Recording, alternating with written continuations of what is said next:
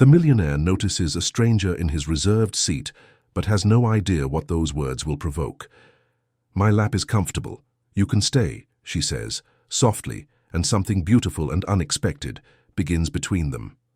Right there, please like and subscribe to the channel so you don't miss this beautiful story. Marina Olsen was running. She ran as if her entire life depended on those last few yards separating her from the boarding gate. Her backpack bounced against her back, her dark hair plastered to her sweaty forehead, her heart pounding so hard it felt like it wanted to leap from her chest. She couldn't miss that flight. She couldn't, not this time. London Heathrow International Airport was as crowded as it always was on Monday mornings. Rushed executives, families dragging gigantic suitcases, confused tourists trying to decipher electronic displays. Marina weaved through everyone with the desperate skill of someone with no choice. Her eyes burned. She didn't know if it was fatigue, the cold air conditioning, or the tears that stubbornly threatened to fall, but which she held back with all the strength she had left. 3 hours earlier, she was in her tiny apartment in the East End of London, reviewing for the 1,000th time the presentation slides that would change her life. Every chart, every number, every technical detail of the project she had developed alone for months. A new stabilization system for executive aircraft, innovative, revolutionary, and completely ignored by all the companies to which she had sent the proposal. All except one. Aero Prime had responded. Not with enthusiasm, but with a chance, a meeting, a presentation. In Washington, D.C. today, at 11 in the morning. Marina looked at the digital clock above the corridor. 10:15. The flight departed at 10:20. She still had 5 minutes. 5 damned minutes that could define whether she would remain just another invisible designer or finally be recognized for what she truly was. A brilliant mind in a sector dominated by men who never took her seriously. Gate 17 was right there. She could see it. She could see the doors still open, the line of passengers still boarding, her chest filled with hope. She was going to make it. She was going to make it. But then, 10 yards away, the doors began to close. No, no, no, no. Marina accelerated even more, almost tripping over her own feet. She cried out something unintelligible, stretching out her hand as if she could hold the doors shut with the sheer force of her will. But it was too late. The doors closed with a metallic, definitive sound. Final. She stopped, and stood there motionless, staring at those closed doors as if they were the end of the world. And they were. For her, they were. My presentation, my chance, my life. Her legs buckled. Marina felt her entire body grow heavy, as if every bone had turned to lead. She sat on the cold airport floor, rested her head on her knees, and finally let the tears come. They weren't delicate tears. They were choked sobs, rage caught in her throat, frustration so deep it ached in her chest. 6 years. 6 years since she graduated in aeronautical engineering. 6 years of hearing that she was good but not good enough, that her ideas were interesting but not a priority, that she had potential but needed to wait her turn. And she waited. She waited, worked, studied, redid, improved, presented again. And again. And again. And now she was sitting on an airport floor, crying because she had lost the only real chance she had. How much does it cost to rebook a flight, she thought, already knowing the answer. A lot. More than she had. Marina could barely pay her rent. Her credit card was maxed out. Her bank account empty. That flight had been bought with the money she had saved by selling the last pieces of furniture she still had at home.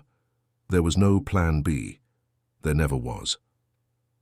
Someone touched her shoulder. Marina looked up, embarrassed, and saw a man in a navy blue uniform.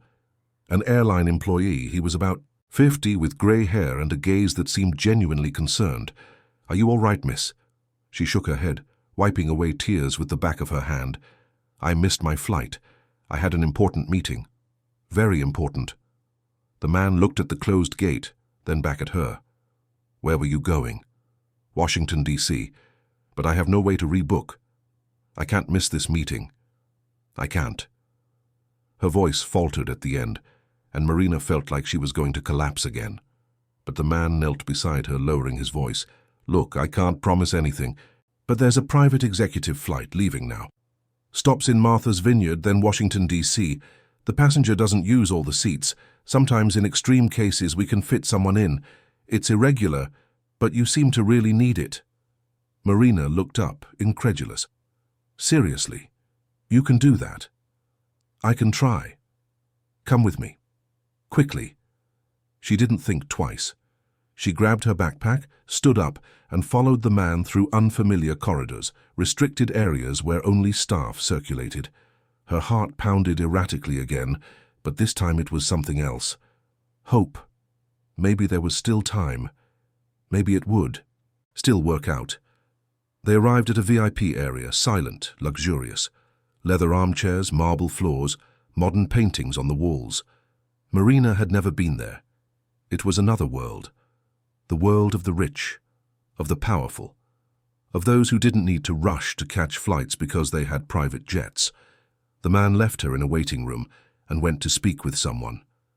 Marina stood there, still breathless, trying to process what was happening. Was this real? Was she really going to board a private jet? 5 minutes later, the man returned. "I managed it, but you have to board now, right now." Marina almost hugged him, almost fell to her knees and thanked all the saints. But she could only stammer a hoarse thank you and run after him towards the tarmac. The jet was there, white, gleaming, with gold accents. It looked like something out of a movie. The stairs were already lowered, the door open. The man waved for her to go up, and Marina climbed, still not believing it. Inside it was even more impressive. Beige leather seats, noble wood tables, soft lighting. Everything smelled new, expensive, unattainable. Marina stopped in the narrow aisle, looking around like a child in a toy store. "Sit anywhere!" the man shouted from outside. "Good luck!" Before she could respond, he had already descended, and the door began to close. Marina walked to the first seat she saw. It was huge, comfortable, facing a wide window. She threw herself into it, letting her backpack fall to the floor, and closed her eyes. "I made it. I managed to board. I'll arrive on time." The relief was so great that she almost fell asleep right there. She hadn't slept properly for days, the anxiety, the nerves, the fear of failing yet again. Everything weighed on her. But now there, in that luxurious silence, she could finally breathe. Until she heard footsteps. Marina opened her eyes and saw a man entering the cabin. Tall, very tall. He must have been about 40, maybe less. Broad shoulders, an impeccable grey suit, dark hair combed back. He stopped when he saw her and remained still, just looking. Marina felt her stomach clench. He didn't seem surprised. He seemed controlled. But there was something in the way he stared at her that made her realize immediately that she was sitting somewhere she shouldn't be. "Excuse me," she said, standing up quickly. "I didn't know this seat was reserved. I can sit somewhere else." But as she stood up too quickly, still dizzy from fatigue and emotion, Marina lost her balance. She tried to steady herself on the armchair but slipped, and then, in the clumsiest and most embarrassing movement of her entire life, she fell. Fell straight into his lap. The silence that followed was deafening. Marina froze, feeling her face burning with shame. Her hands were resting on his shoulders, her face inches from his, and she couldn't move. She couldn't even look into his eyes. "I'm so sorry," she whispered, trying to get up. "That was an accident, I swear, I didn't mean to." He didn't say anything, just kept looking at her. And then, slowly, a smile formed on his lips. It wasn't a mocking smile. It was something more subtle, something Marina couldn't decipher. "Do you make a habit of invading private jets and falling into the owner's laps?" he asked, his voice deep, calm, but with a tone of amusement that completely flustered her. Marina finally managed to get up, swaying. Her face was on fire. "I didn't invade. I was authorized. An employee let me board. I missed my flight and he said there was space here." The man tilted his head, still smiling. "I see. And do you always board planes without knowing where they're going?" Marina froze. "What?" This jet isn't going straight to Washington, D.C. It makes a stop in Martha's Vineyard first. Business. Did you know that? The ground vanished beneath her feet. Martha's Vineyard. But I need to be in Washington, D.C. today. Now. I have a meeting at 11. He looked at his wristwatch, an expensive watch that probably cost more than everything Marina owned. It's 10:30, you won't make it. Marina felt her world collapse again. All the hope she had recovered in the last few minutes evaporated. She looked at the man, at the luxurious cabin, at the window where she could already see the aircraft preparing for takeoff. No, it can't be. Please, there has to be a way. There has to be. Her voice came out desperate, broken. She no longer cared about appearing pathetic. She had already gone through so much humiliation that day that one more wouldn't make a difference. The man watched her in silence for a moment. There was something in his gaze that Marina couldn't understand. Curiosity, perhaps, or pity, or something completely different. "What's your name?" he asked. "Marina. Marina Olsen." "Marina, nice to meet you. I'm Philip Anderson." He extended his hand. Marina shook it, still dazed, trying to process everything. Philip Anderson. The name sounded familiar, but she couldn't remember from where. "Sit," he said, indicating the seat next to his. "Not mine this time." Marina obeyed, feeling ridiculous.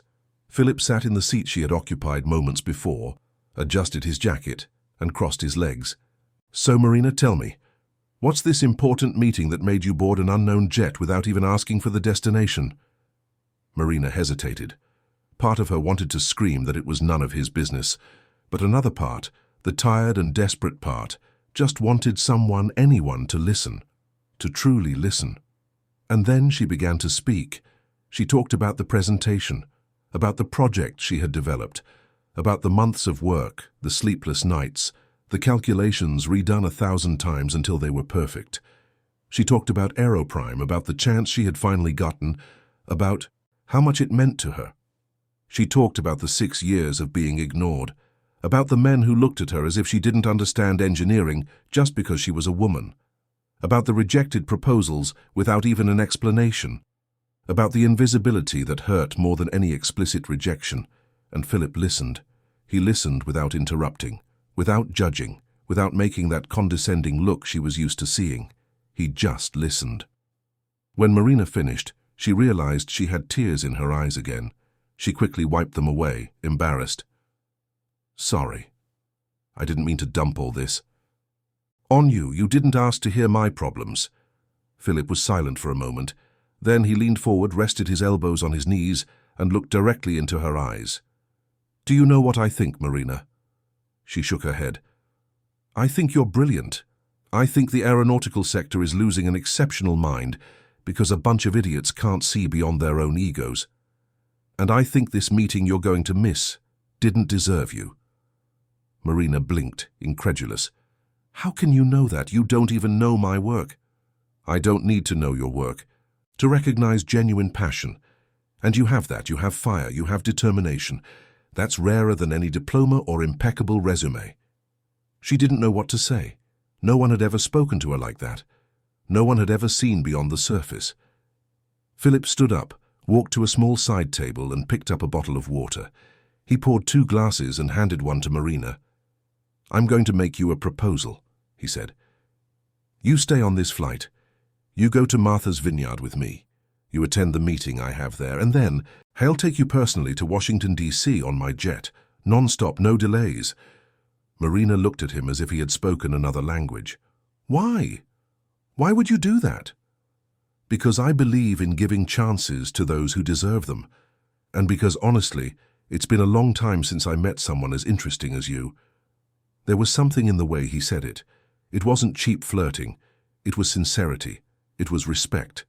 It was something Marina couldn't name, but it made her feel, for the first time in a long time, that perhaps she wasn't invisible. After all, she looked out the window.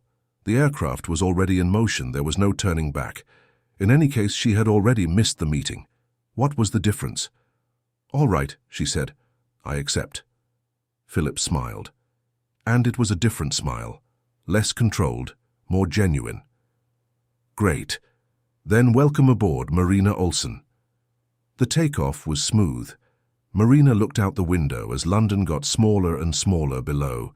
The clouds swallowed the city, and soon all she could see was white. Pure white. Like a blank page. Like a new chance. Philip was on the phone, speaking softly. In English about contracts and negotiations. Marina took the opportunity to finally relax. She closed her eyes, took a deep breath. Maybe, just maybe, this whole disaster wasn't the end. Maybe it was the beginning of something. But then, a pilot's voice echoed through the cabin. "Mr. Anderson, all clear for the stopover in Martha's Vineyard. Estimated arrival at noon. After that, we proceed to the international meeting." International? Marina opened her eyes, confused. She looked at Philip, who had hung up the phone and was watching her with a strange expression. "International meeting?" she asked. Philip sighed. "Yes, after Martha's Vineyard. We're not going to Washington, D.C., we're going to Miami. A meeting with foreign investors. It's impossible to cancel. I'd lose millions." Marina felt her blood run cold. "Miami? You're going to Miami?" Philip nodded, looking genuinely regretful. "I was going to tell you after the stopover, but yes, I can't take you directly to Washington, D.C. I'm sorry." And it was there, in that moment, that Marina realized. She hadn't just missed the meeting. She was trapped on a private jet heading to the completely wrong place, without money, without alternatives, without an exit. And the worst was yet to come. Because when Philip mentioned the name of the company he represented, Marina felt her heart stop. Aeroprime. He was the owner of Aeroprime, the very company she was going to present to, the very company that had rejected her project months earlier. And suddenly everything made sense, and nothing made sense at the same time. Marina looked at Philip, who had not yet realized the revelation that had just happened inside her. "You're the owner of Aeroprime?" she whispered. "I am." "Why?" And there, in that suffocating silence, Marina knew that her life was about to become complicated in ways she never could have imagined. The silence inside the cabin was so dense that Marina could hear the hum of the jet engines like thunder. She stared at Philip without blinking, trying to process the absurdity of that coincidence. Or was it really a coincidence? Suddenly, nothing made sense anymore. Philip watched her with curiosity, waiting for an answer that Marina didn't know how to give. She opened her mouth, closed it, opened it again. The words tangled in her throat. "You're the owner of Aeroprime," she repeated, more to herself than to him. "Aeroprime. The company that was supposed to receive me today. For a presentation." Philip frowned. "What do you mean? What presentation?" Marina let out a humorless laugh, running her hands over her face. It was all so surreal she didn't know whether to laugh or cry. "I sent a project to Aeroprime 3 months ago, an innovative stabilization system for executive jets. I never received a response. Until last week, someone from the innovation department called me saying they wanted to see my work, that I should give an in-person presentation. Today, in Washington, D.C. Philip leaned forward, his face now completely serious. "I didn't know about this." Marina shrugged bitterly. "Of course you didn't. Why would you? I'm just another person trying for a chance. Another invisible one." "No," Philip said, his voice firm. "That's not it. I personally review all innovation projects that come into the company. If your project was approved for presentation, it's because someone saw value in it. And if I didn't know about it, it's because someone deliberately kept me in the dark." Marina looked at him, confused. Why would anyone do that? "Good question." Philip picked up his phone, dialed a number. Someone answered. On the other end, but Marina couldn't hear the conversation. He spoke quickly in a controlled but clearly irritated tone. After a few minutes he hung up and looked at Marina with an expression she couldn't decipher. "What happened?" she asked. "My former strategic director, Isabella Thorne. She still has access to some company sectors due to contractual issues. Apparently it was she who authorized your presentation, and she scheduled it for today, knowing I would be out of the country." Why would she do that? Philip was silent for a moment, his jaw tense. Because she wants to see me fail. She wants Aeroprime to sink. And apparently she's willing to sabotage anything that could represent growth for the company. Marina felt a chill run down her spine. She's your ex-director. Were you close? We were engaged, Philip said, his voice laden with bitterness, until I discovered she was siphoning funds from the company and manipulating contracts to benefit competitor companies. I ended everything. I removed her from the board. But due to legal issues, she still has some rights over certain internal processes, and she's using that to slowly destroy me. Marina didn't know what to say. The story became more complicated with each passing second. She had gotten on that jet, thinking she was just a desperate passenger trying to get to a meeting. Now she was in the middle of a corporate war she didn't understand. So my presentation, Marina said slowly, was just another way for her to sabotage you. Probably. She must have seen your project, realized its potential, and decided to schedule the presentation for a day when I wouldn't be there. That way, no one could approve the project. You would be another frustrated person and Aeroprime would lose an opportunity. What? A horrible person. You have no idea, Philip murmured. The jet passed through light turbulence and Marina gripped the armrest of her seat. Philip didn't even move, accustomed to it. He looked out the window, lost in thought. Marina took the opportunity to observe him better. There was something about him that intrigued her. It wasn't just his obvious good looks or the power he carried. It was the way he listened to her, how he seemed genuinely interested in what she had to say, how he didn't treat her like an intruder, but as someone worthy of respect. Can I see your project? Philip asked suddenly, turning to her. Marina blinked. Now. If you have it, on a tablet, laptop, whatever. Marina opened her backpack with trembling hands and took out her old laptop, covered in worn stickers. She turned it on, waited for it to load, and opened the folder with the presentation files. She handed the laptop to Philip, who began to analyze each slide carefully. Marina watched his face, trying to decipher his reactions. He said nothing for several minutes, just looked, zoomed in on charts, read technical notes. The silence was torturous. Finally, Philip looked up. This is exceptional. Marina felt her heart quicken. Seriously. Much more than that. This is innovative. It would solve problems the industry has faced for years. Why didn't anyone approve this immediately? Because no one takes me seriously, Marina said simply. Because I'm a woman, because I'm young, because I don't have an important last name. Pick your reason. Philip closed the laptop and handed it back to her. Well, I take you seriously, and I'm going to make you a promise. When we return to the UK, I will personally present this project to the board, and I will ensure it gets approved. Marina looked at him incredulous. Why? Why are you doing this? Because it's the right thing to do, and because, honestly, it's been a long time since I've seen such a promising project. It's not just that, Marina said defiantly. You barely know me. Why do you care? Philip smiled, but there was something sad in that smile. Because I know what it's like to be underestimated. I know what it's like to fight to prove your worth. And because maybe, just maybe, I need someone like you in my life, someone honest, someone who isn't after my money or my position, someone real. Marina didn't know how to respond. There was a vulnerability in those words that caught her by surprise.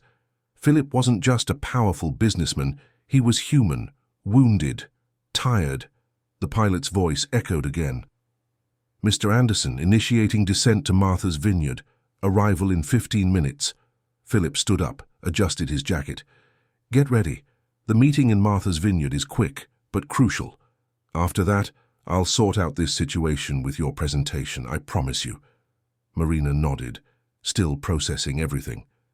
She looked out the window and saw the impossible blue of Martha's Vineyard Sea appearing on the horizon. It was beautiful, but she could barely appreciate the beauty. Her mind was far away, trying to understand how her life had taken such an absurd turn in a few hours. The landing was smooth. The jet door opened and the humid island heat entered the cabin. Marina descended the stairs behind Philip, still unable to believe she was there. The runway was small, surrounded by tropical vegetation. In the distance, she could see the crystal-clear sea, the mountains, the deserted beaches. A black car waited on the tarmac. Philip motioned for Marina to get in, and they drove along a narrow road to an isolated resort. The place was luxurious, discreet, with sea views. There, in a private room with huge windows and panoramic views, the meeting would take place. "You can wait at the reception," Philip said. "It won't take more than an hour." Marina nodded and sat in a comfortable armchair, while Philip entered the meeting room. She tried to distract herself by looking at the landscape, but anxiety wouldn't let her. She picked up her phone. No signal. Of course, Martha's Vineyard wasn't exactly the most connected place in the world. She sighed, closed her eyes, tried to relax. But then she heard voices coming from the corridor, heated voices. One of them was Philip's, the other feminine, cold, cutting. Marina stood up, curious, and walked towards the sound. She didn't want to seem nosy, but something in that tone of voice put her on alert. She stopped near the half-open meeting room door and managed to hear fragments of the conversation.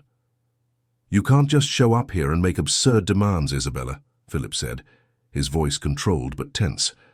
"Oh yes, I can. I have proof, Philip. Enough. Proof to destroy you and Aeroprime. Fraud, contract manipulation, tax evasion, pick the crime.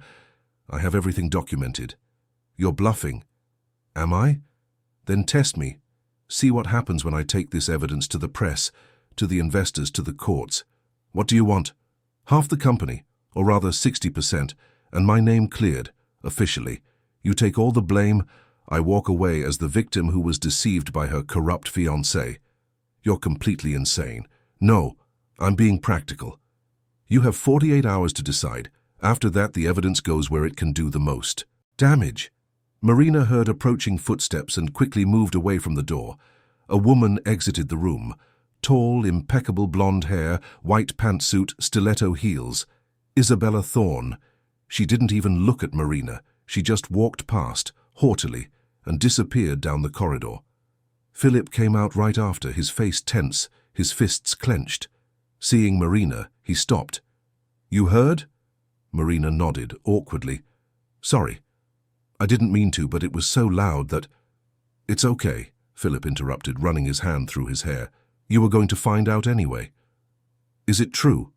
Did you really commit fraud?" Philip looked directly into her eyes. "No, but she falsified documents to make it look like I did. She altered contracts, invented transactions, all very well done. If this reaches the courts before I can prove the truth, Aeroprime will sink, and I'll go down with it. So what are you going to do?" "I'm going to fight, but I need time, and proof. She's smart. She covered her tracks. It will be difficult to prove that it's all a lie." Marina was silent, thinking. After a moment, she looked at Philip. "Let me help." Philip gave a humorless laugh. "Help? How?" "I'm good with details, with analysis, with numbers. If there's something wrong in those documents, I can find it. Let me try." "Marina, you barely know me. Why would you do that?" "Because you listened to me when no one else did. Because you believed in my work when everyone else ignored me.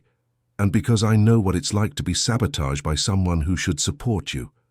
Philip looked at her for a long moment. There was gratitude in that look.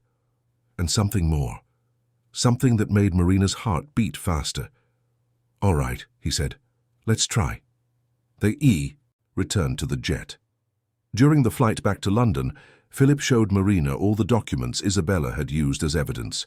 Marina took her laptop, opened spreadsheets, began to compare dates, signatures, transactions. Hours passed. Philip watched, sometimes asking questions, other times just remaining silent. And then Marina found something. "Look at this," she said, pointing to the screen. "This signature here. It's different from the others. See the curve of the A? It's tighter, and the date. This transaction was registered on a day when, according to your public agenda, you were at a conference in Europe. How could you have signed a contract in London on the same day?" Philip leaned closer, analyzing. "My God, you're right." "There's more," Marina continued, excited. "These bank transfers, the codes don't match. They were made from an account that doesn't even exist in Aeroprime's official system. Someone created a ghost account. Isabella. Definitely. But we need more proof. This alone isn't enough. Then let's find more, Philip said, determined. Marina looked at him and saw something different. He was no longer just the powerful, controlled businessman. He was a man fighting for everything he had built. He was vulnerable, and she, somehow, was by his side in this battle. The jet landed in London late at night. Philip insisted on taking Marina home. During the car ride, she looked out the window, watching the illuminated city pass by. Everything had changed in one day. She had left home thinking she was going to a meeting that would change her life. And in a way, her life had changed, just in a completely unexpected way. When the car stopped in front of the simple building where Marina lived, Philip looked around, clearly surprised by the simplicity of the place. "Is this it?" Marina felt a pang of shame but nodded. "It is. It's not much, but it's mine." Philip shook his head. "There's nothing wrong with that. In fact, everything is right with it. You built everything yourself. That has more value than any luxury apartment bought with inherited money." Marina smiled, touched. "Thank you. For everything. For letting me board. For believing in my project. For letting me help." "I'm the one who thanks you," Philip said. "You have no idea how important your help was today." They stood in silence for a moment, just looking at each other. There was something in the air, a tension, a connection, something neither of them knew how to name. "See you tomorrow?" Philip asked. Marina nodded. "See you?" She got out of the car and went up to her apartment, her heart still racing. She tossed her backpack on the sofa, went to the window and looked down. Philip's car was still there. He only left when he saw the light in her apartment come on. Marina smiled. Maybe, just maybe, something good could come out of all that madness. But what she didn't know was that at that exact moment, Isabella Thorne was in her luxurious office, preparing the next blow. And this time Marina would be the main target. Marina woke up to her phone vibrating insistently on the bedside table. It was 6 in the morning. It was still dark outside. She picked up her phone with half-closed eyes and saw several messages from Philip. She sat up in bed, shaking off the sleep, and read, "I need you to come to Aeroprime headquarters today. Urgent.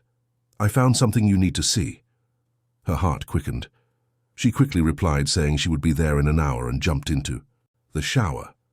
As the hot water ran over her shoulders, Marina tried to imagine what Philip might have discovered. More evidence against Isabella? Something about her project? She dressed quickly, grabbed her laptop and left. The subway ride to the Canary Wharf area, where Aeroprime's headquarters were located, was long, but Marina didn't even notice. Her mind was far away, processing everything that had happened the day before. It seemed unreal. Less than 24 hours ago, she was just a desperate designer trying to catch a flight. Now she was involved in a corporate revenge plot that seemed straight out of a movie. Aeroprime's headquarters were imposing, a modern glass and steel building with the golden logo gleaming at the entrance. Marina had never been there. She always sent her projects by email, always received rejections by automatic messages. Entering physically was almost intimidating. She identified herself at reception, and a secretary took her to the top floor. The elevator ascended quickly, silently, and when the doors opened, Marina found herself in a wide corridor, with marble floors and abstract paintings on the walls. At the end, a solid wooden door was ajar. Philip appeared at the door, waving for her to come in. His face was tense, and there was an anxiety in his eyes that Marina hadn't seen before. "What happened?" she asked as soon as she entered the office. The space was enormous. Meeting tables, shelves full of airplane models, floor-to-ceiling windows with views of the city. But Marina barely paid attention to the luxury. She was focused on Philip, who closed the door and walked to a table where several papers were scattered. "Last night, after I dropped you off, I went to the prototype development sector," Philip began. "I wanted to personally check which projects were underway, and I found this." He picked up a folder and handed it to Marina. She opened it, and what she saw left her breathless. They were technical drawings, specifications, calculations, all exactly identical to the project she had submitted 3 months earlier. Every detail, every innovation, every number. but her name was nowhere to be found. Instead, there was another name, Julia Smith. Marina felt her blood boil. This is mine. This project is mine. I developed all of this. How could she have put her name on it? Philip sighed, running his hand over his face. Julia Smith has been working at Aeroprime for 2 years. She's one of the innovation department assistants. And apparently, when your project arrived, Isabella gave Julia access to it. She said you had waived the copyrights, that it was an open, collaborative project. Julia took it, made some superficial changes to make it look like she had developed it, and presented it as her own. This is theft. This is a crime. I know. But Julia has the registered version in her name, and you didn't register the project before sending it. Legally, it's difficult to prove authorship. Marina felt her legs weaken. She sat in a chair holding the folder tightly. 3 months of work, sleepless nights, calculations redone 1,000 times, all stolen, all appropriated by someone who didn't lift a finger to create it. I'm going to sue. I'm going to expose her. I'm going to... Marina, wait, Philip interrupted her, kneeling in front of her. I know you're angry. I would be too. But if you act impulsively now, Isabella will use it against you. She'll say you're making up stories out of jealousy for attention. Who knows what? You need to be strategic. And what do I do then? Let her steal my work? No, we prove it's yours, but the right way, with documents, with records, with everything the justice system needs. And I'm going to help you with that. Marina looked at him, her eyes welling up. Why are you doing this for me? Philip held her hands, firm but gentle. Because it's the right thing to do, and because you deserve it. You worked for this. You created this. No one has the right to steal from you. In that moment, Marina realized something. It wasn't just gratitude she felt for Philip. It was something deeper. It was admiration. It was trust. It was a connection she couldn't explain, but which was growing with every second they spent together. Philip stood up and went to the window, looking at the city below. There's more, he said, his voice low. Isabella isn't just manipulating projects. She's mounting a public attack. She hired a press agency to leak false information about me, saying I'm corrupt, that I embezzle money, that Aeroprime is on the verge of bankruptcy. If this reaches investors before I can clear my name, the company will collapse. And what can we do? Find the real evidence, the originals. She falsified documents, but the originals still exist somewhere. If I can access them, I can prove everything was manipulated. Where would they be? Probably in her office, or on some private server. She's meticulous. She doesn't leave loose ends. Marina was silent for a moment, thinking. Then she stood up and walked to Philip. Then let's break into her office. Philip looked at her as if she had suggested the craziest thing in the world. Marina, that's trespassing. It's a crime. She's stealing your company. She stole my project. If justice is slow, we need to be fast. I'm not saying we do anything illegal. I'm saying we retrieve what's ours. Philip hesitated. Marina could see the conflict in his eyes. He was a businessman, accustomed to dealing with everything within the law. But he was also desperate. And desperate people make extreme choices. All right, he said finally, but carefully, and with a plan. They spent the next few hours planning. Isabella's office was in a commercial building in the Mayfair area. Philip still had a copy of the key from when they were engaged. The building had security, but nothing too sophisticated. If they could get in after business hours, they would have enough time to look for the documents. Marina felt a mixture of fear and adrenaline. She had never done anything like this. She had never even thought of doing it. But there was something liberating in that decision. After years of being passive, being ignored, being invisible, she was finally acting. She was fighting. That night, around 10 o'clock, they were parked in front of Isabella's building. Marina looked out the car window, her heart pounding. There's still time to back out, Philip said, but Marina shook her head. No, we're doing this. They got out of the car and walked to the side entrance of the building. Philip used the key, and the door opened without problems. The corridor was empty, silent. Going up to the 10th floor was tense. Every sound, every movement seemed amplified. When they reached Isabella's office door, Marina felt her stomach churn. Philip unlocked the door, and they entered. The space was elegant, minimalist, with white and black furniture, modern artworks on the walls, everything impeccable, everything cold. "Let's split up," Philip said. "You look through the physical files. I'll try." To access her computer, Marina nodded and went to a filing cabinet in the corner of the room. She opened the drawers, began to leaf through folders. Contracts, correspondence, financial reports. Everything seemed normal, nothing to indicate fraud. But then in the last drawer, hidden behind a pile of old documents, Marina found a folder labeled Archived Projects. She opened it and felt her blood run cold.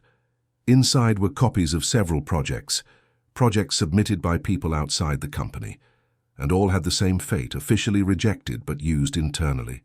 Hers was there, with her name, with the submission, date, and with a handwritten note from Isabella. "Transfer to J. Smith. Remove original credits." "Philip, come see this," Marina called, her voice trembling. Philip approached, looked at the documents, and closed his eyes, exasperated. "She's even worse than I imagined. This is industrial-scale intellectual property theft." "We need to photograph everything," Marina said, grabbing her phone. They spent the next few minutes photographing every page, every note, every piece of evidence. When they finished, Philip managed to access Isabella's computer using an old password he knew. In the email history, he found messages exchanged with Julia Smith, coordinating the appropriation of Marina's project. He had everything, all the proof. "We did it," Marina whispered, barely believing it. "We have everything." But before they could celebrate, they heard a sound coming from the corridor. Footsteps. Someone was coming. Philip and Marina exchanged terrified glances. There was no other exit. They were trapped there. The door opened, and Isabella entered. Seeing the two of them there, she stopped. For a second she seemed surprised, but then a slow smile formed on her lips. "Philip, Marina, what a surprise to find you here, in my office, without permission, going through my things." "Isabella," Philip began, but she interrupted him, raising her hand. "No, don't try to explain. I know exactly what you were looking for. And guess what? It doesn't matter, because tomorrow morning the press will receive a complete dossier on both of you, about how poor little Marina Olsen infiltrated the life of powerful Philip Anderson to manipulate him, how she is an opportunist who took advantage of an emotionally vulnerable man, how she invented stories about stolen projects to gain attention. It will be beautiful. You'll become a joke." Marina felt the ground vanish beneath her feet. Isabella continued, relentless. "And you, Philip, you will be exposed as the weak man you are, who lets himself be manipulated by a stranger, who invades private property, who acts outside the law. Your investors will abandon you. Your company will sink, and I will buy the wreckage for a pittance." "You won't get away with this," Philip said, his voice firm. Isabella laughed, a cold, calculated laugh. "I already have. The dossier is ready. I was just waiting for the right moment, and you gave it to me as a gift by invading my office. Now I have even more ammunition." Marina wanted to scream, wanted to break something, wanted to make Isabella pay for everything, but she was paralyzed, watching her name, her reputation, her future being destroyed before it even began. Philip held Marina's hand, firm, and looked at Isabella with a determination Marina had never seen. "You'll regret this," he said.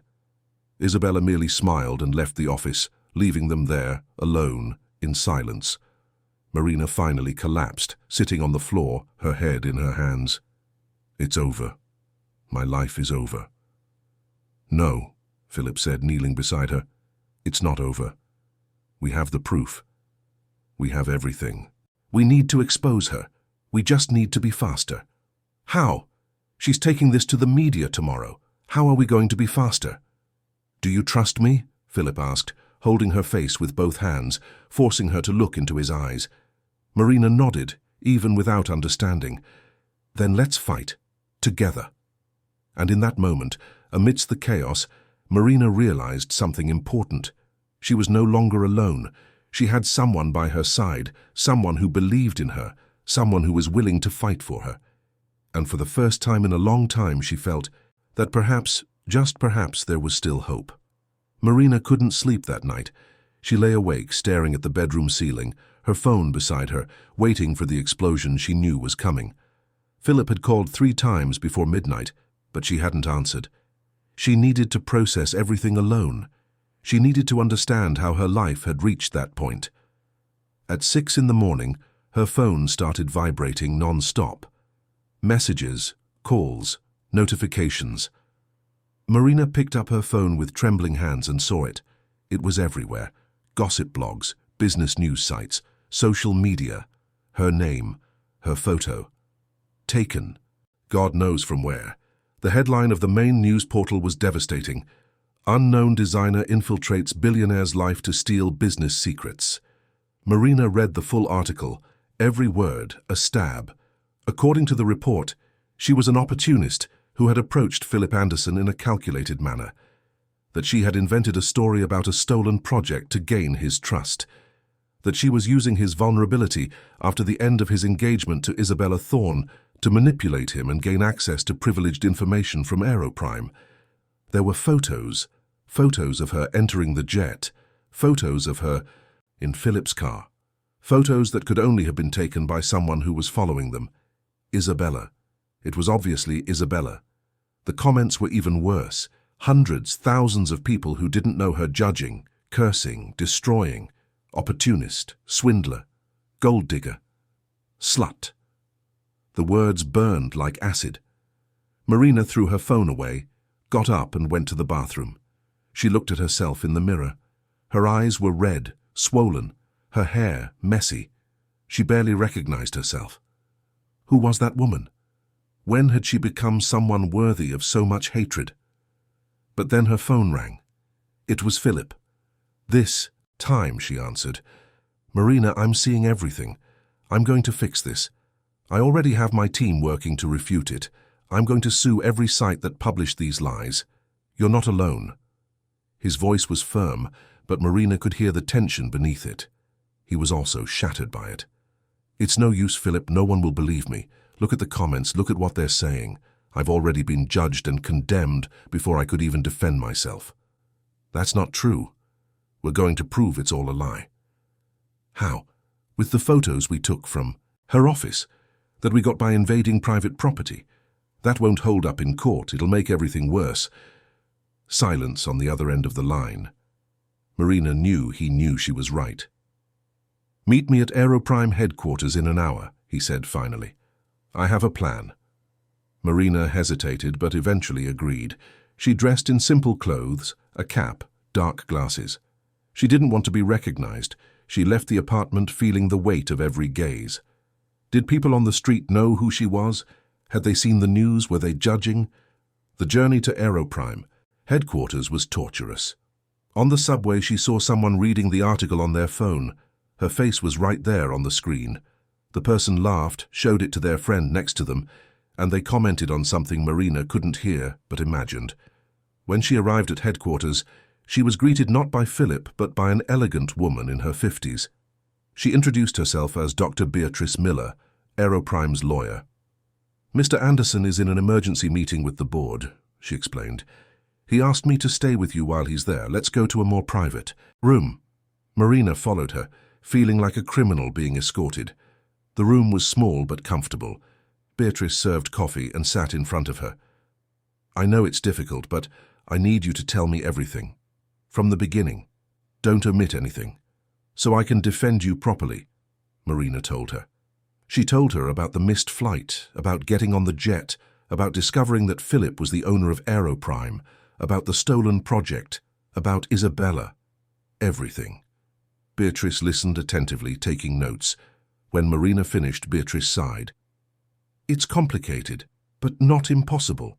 The problem is that Isabella has resources, connections, and time. She planned this very well.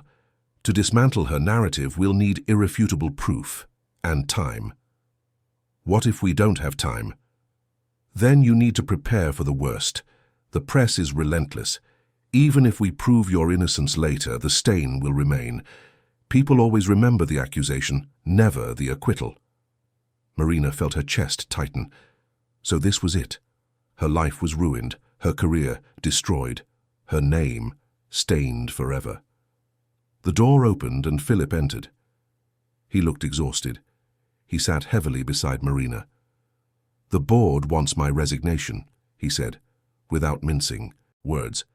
"They say my presence is harming the company's image, that investors are nervous, that I need to step aside temporarily until everything is clarified." "You're going to resign?" Marina asked, terrified. "I have no choice. If I don't resign, they'll remove me. At least this way I maintain some control. I can come back when things calm down."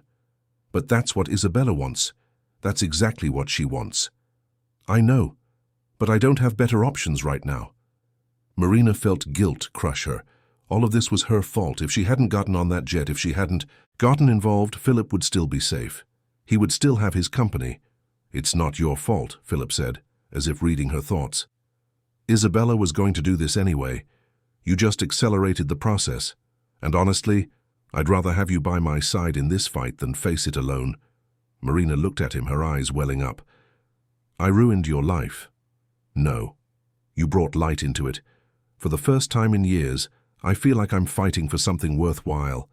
It's not just the company, it's justice, it's truth, and you." Before Marina could respond, Philip's phone rang. He answered, listened for a few seconds, and his face grew even paler. "Understood, thanks for the warning." He hung up and looked at Marina and Beatrice. "Julia Smith is going to hold a press conference in 2 hours.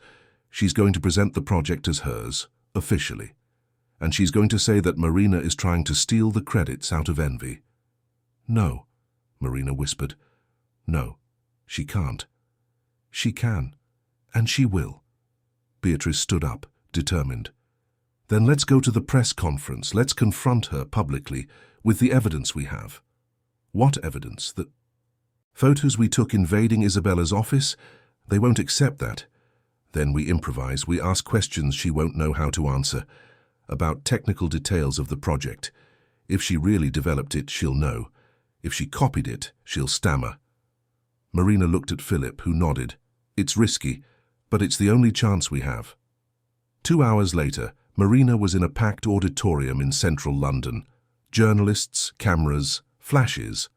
Julia Smith was on stage, elegant, confident, next to Isabella Thorne. Both smiled as if they had already won. Julia began her presentation. She spoke about the project, about the innovations, about how she had worked tirelessly to develop that technology. Marina listened, every word a torture.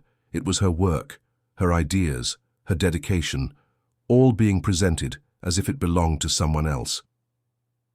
When Julia finished, she opened for questions. Several journalists raised their hands. Philip stood up too. "Philip Anderson from Aeroprime. I have a technical question. Can you explain how you calculated the stabilization rate in crosswinds above 50 knots? Julia blinked, confused. "Well, it's a complex calculation that involves—" "Can you be more specific? What variables did you use? What margins of error did you consider?" Julia began to stammer. Isabella stood up, trying to intervene. "That question is too technical for a press conference." "No, it's not," Marina shouted, standing up too. "It's a basic question. Anyone who actually developed the project would know how to answer it immediately." "Because I know. Because I did all those calculations. Do you want me to explain, Julia? Or would you prefer me to keep asking questions you won't know how to answer?" The auditorium erupted. Journalists began shouting questions. Cameras turned to Marina. Julia was pale, not knowing what to say. Isabella tried to control the situation, but it was too late. Chaos had set in. Security guards began to try and remove Marina from the auditorium, but Philip stood in front of her. "She's not going anywhere. She has every right to be here." And then, in the middle of the confusion, Marina's phone vibrated, a message from an unknown number. "Impressive. You have courage. But you're fighting the wrong battle. I have a proposal for you. £20 million. In exchange, you hand over all the information you have about Aeroprime. About Philip, about the contracts, the investors, everything. Accept and you'll never have to worry about money again. Refuse and you'll sink with him. You have 24 hours to decide." Marina read the message 2-3 times. 20 million. It was more money than she had ever dreamed of having. It was freedom. It was security. It was everything she had always wanted. But it was also betrayal. It was destroying Philip. It was becoming exactly what Isabella said she was. Marina looked at Philip, who was still trying to calm the security guards. She looked at Julia, who was crying on stage. She looked at Isabella, who watched everything with a satisfied smile. And then Marina deleted the message. Not for 20 million, not for 100 million. She wasn't what they said she was, and she was going to prove it. But first, she needed a plan. A plan that would bring Isabella down once and for all, and she knew exactly how to do it. Marina was sitting on her apartment sofa, her laptop open on her lap, her eyes fixed on the screen. It was 3 in the morning, but she didn't feel sleepy. She couldn't. She had work to do. Philip was beside her, also awake, also focused. They had been reviewing every detail of the plan for hours. The plan was risky, very risky, but it was the only chance they had. "Are you sure about this?" Philip asked for the 10th time. "If it goes wrong, there's no turning back. Isabella will destroy us for good." Marina looked at him firm. "It'll work. It has to." The plan was simple, but it required perfect timing. Marina had noticed something in the messages Isabella and Julia exchanged, those they had photographed in the office. There was a pattern. Isabella always left traces, not because she was careless, but because she was arrogant. She believed she was untouchable, and arrogant people make mistakes. Marina had replied to the £20 million message pretending interest. She asked for more details. She asked for guarantees. And as she expected, she received another message, and another, and with each message more information was revealed. Isabella was so confident that she had started to expose herself. Philip, meanwhile, had contacted an investigative journalist, someone known for not being afraid to confront powerful people, someone who was willing to listen and investigate before publishing. His name was Robert Foster, and he had agreed to meet them. At 8 in the morning, Marina and Philip were in a discreet cafe in South London. Robert arrived promptly, a man about 45, greying hair, tired eyes of someone who had seen a lot. "You two are everywhere for the wrong reasons," he said, sitting down. "So tell me, why should I believe that this whole story isn't just a couple trying to save themselves?" Marina took a deep breath and began to tell her story. She told everything, from the beginning, from the missed flight to that moment. She showed him the documents, the photos, the messages, everything. Robert listened in silence, sometimes taking notes, sometimes just observing. When Marina finished, Robert leaned back in his chair, thoughtful. "It's quite a story, but I need more. I need something irrefutable, something Isabella cannot deny." Marina looked at Philip, who nodded. She took out her phone and showed him the messages with the bribe offer. "Does this work?" Robert took the phone, read the messages, and a slow smile formed on his face. "This not only works, it's gold. If we can get a confession from her, live, recorded, it's game over." "How are we going to do that?" Philip asked. Marina had already thought about it. There was an aeronautical innovation convention happening in London that week, a large event with live broadcast, with all the main names in the sector present. Isabella would be there, Julia would too. It was the perfect chance. "We'll confront her publicly," Marina said, "in front of everyone, with direct, specific questions. If she's smart, she'll back down. But if she's as arrogant as I think she is, she'll try to defend herself and she'll end up confessing." "It's risky," Robert said. "If it doesn't work, you'll look even more desperate." "But if it works," Philip completed, "it's the end of her." Robert thought for a moment, then nodded. "I'm in. I'll prepare a team to record everything, and if it works, I'll publish the full story immediately." They spent the rest of the day preparing. Marina reviewed all the questions she would ask. Philip contacted allies within Aeroprime, people who still trusted him, who could help if needed. Robert prepared his team, hidden cameras, discreet microphones, everything to record without raising suspicion. When the night of the convention arrived, Marina was nervous. She dressed simply but elegantly. She didn't want to draw attention before the right time. Philip was by her side, also tense but determined. The event was at the Shard, one of London's most luxurious hotels. The main hall was packed. Executives, engineers, designers, all the big names in the British aeronautical sector. Marina saw Isabella as soon as she entered. She was in the center of a group of people, laughing, confident, as if she had already won. Julia Smith was a little apart, nervous, drinking champagne too quickly. Marina felt a pang of pity. Julia had been used by Isabella. She wasn't the villain. She was just a weak person who had made wrong choices. The program began. Lectures, presentations, debates. Marina waited patiently. Robert and his team were strategically positioned. When it was time for the innovation panel, where both Isabella and Julia would be, Marina stood up. Philip held her hand, squeezing it tight. "You can do it." Marina nodded and walked to the stage. She wasn't on the program, but she didn't care. She climbed the stairs, took a microphone from one of the surprised organizers, and faced the audience. "Good evening, my name is Marina Olsen. Many of you must have seen my name in the newspapers recently. I was accused of being an opportunist, a liar, someone who tries to steal credit for other people's projects. I am here today to tell the truth." The hall fell silent. Cameras turned to her. Isabella on stage was pale. Julia looked like she wanted to disappear. Marina began to speak. She talked about the project she had developed, about how she had sent it to Aeroprime, about how she never received a response, and about how she discovered that her work had been appropriated by someone else. "Julia Smith, can you tell me when exactly you developed the stabilization system you presented as your own?"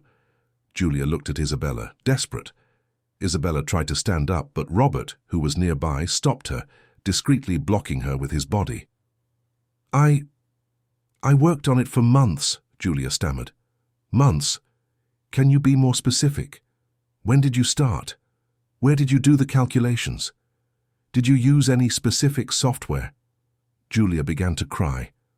"I'm so sorry. I'm so sorry." "I didn't mean to. Isabella said you had given up on the project, that it was legal to use. I didn't know. I swear I didn't know." Isabella finally stood up, furious. "This is absurd. You can't come here and accuse people without proof." "Proof?" Marina said, taking out her phone. "I have proof. I have the messages you exchanged with Julia coordinating the theft. I have the original documents of my project, with dates and everything. And I have something else." She showed her phone to the audience. The bribe offer messages projected onto the screen behind the stage. £20 million for me to betray Philip Anderson and hand over Aeroprime information. That was you who offered it, wasn't it, Isabella? Isabella was speechless.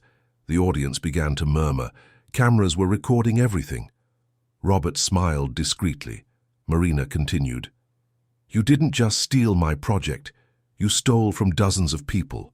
You used your connections, your power, to appropriate other people's work. You manipulated contracts to benefit competitor companies. You tried to destroy Aeroprime because you couldn't control it. And when you were discovered, you tried to use me as a scapegoat." Isabella looked around, realizing she was cornered, and then she did something no one expected. She laughed, a nervous, hysterical laugh. "And what are you going to do? Sue me? With what money? You're nobody, Marina. Without resources, without a name, without a future. Even if you prove all this, you'll die poor and forgotten, while I'll always have power, I'll always have connections, I'll always win." And it was there, in that moment of extreme arrogance, that Isabella confessed, "Yes, I stole your damned project. Yes, I offered you money to betray Philip. Yes, I manipulated everything. Because I can. Because that's the game, and you'll never win this game."